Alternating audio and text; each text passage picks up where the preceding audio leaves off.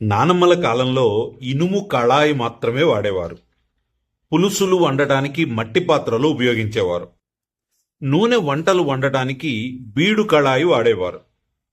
పెరట్లో పండించిన కూరగాయలు తీసుకొచ్చి మరీ మట్టి పొయ్యి మీద వండుకుని తినేవారు. ప్రస్తుతం ఇవన్నీ మారాయనే చెప్పవచ్చు. ఈ ఉరుకుల పరుగుల జీవితంలో అన్నీ ఆటోమేటిక్గా పనిచేసే వాటినే వాడుతున్నాం. కానీ వంట ఎలా చేసుకోవాలి, ఎలాంటి పాత్రల్లో వంట చేసుకుని తింటే శరీరానికి కావలసిన పోషకాలు అందుతాయనేది తెలుసుకోవాల్సిన అవసరం ఉంది.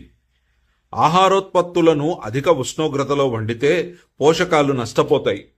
ఇక అల్యూమినియం వంట పాత్రలకు గడువు ఉంది.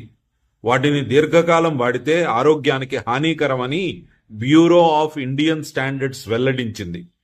మట్టి పాత్రలు వంట చేయటానికి అత్యుత్తమైనవి. ఇవి పర్యావరణ హితమైనవే కాదు, వాటిల్లో వండితే ఆహారంలో పోషకాలు చెక్కు చెదరకుండా ఉంటాయి.